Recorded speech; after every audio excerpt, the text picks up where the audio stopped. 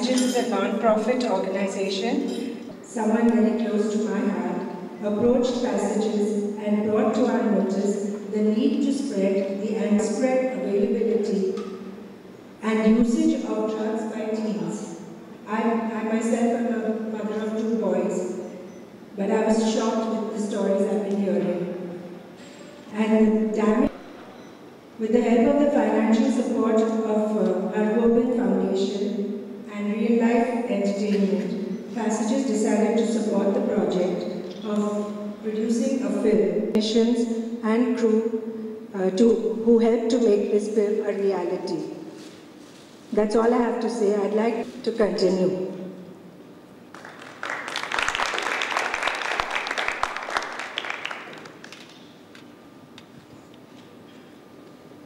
In a city like Bombay, every individual, regardless of age, has access to a variety of substances and has to make a choice.